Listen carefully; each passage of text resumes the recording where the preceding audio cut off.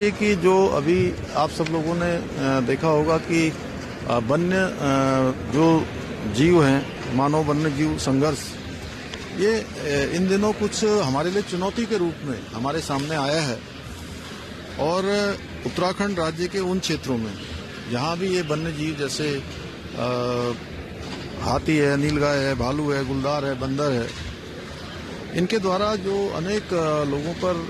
बीच में हमले भी किए गए हैं और हमारी खेती है, अन्य अवस्थापना सुविधाएं हैं, उनको सबको नुकसान भी होता है। वहाँ पर हमने तय किया है कि एक कर्मबद्ध रूप से, चरणबद्ध तरीके से, योजनाबद्ध रूप से एक सोलर फेंसिंग की व्यवस्था की जाएगी सुरक्षा के लिए, और सेंसर बोर्ड अलर्ट सिस्टम लगाकर सुरक्षा तंत्र को विकसित करके मानव वन्य जीव संघर्ष को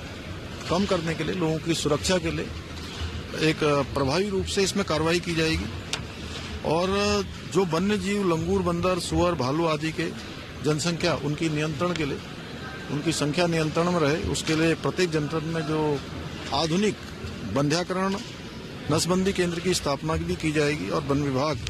इसके लिए सभी व्यवस्थाएं, प्रमुख सचिव साहब यहाँ पर हैं, क्योंकि हम लोगों ने ये तय किया है कि जल्दी से जो है इस दिशा में सभी व्यवस्थाएं सुनिश्चित होंगी। और प्रदेश के समस्त जनपद जहां पे मानव वन्य जीव संघर्ष में जो चिन्हित वन्य जीवों के रेस्क्यू और रिहेबिलिटेशन के लिए सेंटर वन विभाग के नियंत्रण में खोले जाएंगे। जैसे आप सबको पता होगा कि रामनगर में हमारा टाइगर और गुलदार के लिए रेस्क्यू सेंटर है, जहां पर लगभग आज 25 के आसपास टाइगर और गुलदार वहां पर रेस्क्यू किए गए हैं। इसी प्रकार से भालू के लिए भी और अन्य वन्य जीवों के लिए भी रेस्क्यू सेंटर बनाए जाएंगे। और इसके लिए पर्वतीय क्षेत्र में न्यूनतम 10 नाली व मैदानी क्षेत्र में न्यूनतम 1 एकड़ भूमि आरक्षित की जाएगी, जिस पर तत्काल अभी कार्रवाई की जाएगी। और इसको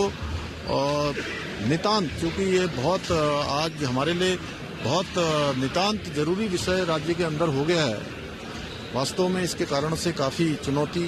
आम जनजीवन को उसका सामना करना पड़ रहा है। इसलिए इसको शीर्ष प्राथमिकता देते हुए 2 सप्ताह की अवधि में इन योजनाओं को पूरी तरह से क्रियान्वित करने के लिए रणनीति बनाई जाएगी। और इसके लिए वन विभाग को जाल है, पिंजरा है और ट्रैंकुलाइजेशन है, गन आदि संसाधनों की उपलब्धता के लिए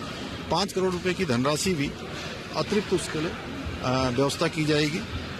और इसके मानव वन्यजीव संघर्ष को प्रभावी तरीके से रोकने के लिए वन्यजीव अधिनियम के सुसंगत जो भी प्रावधान है, हिंसक जीवों को निषिद्ध करने के लिए उनके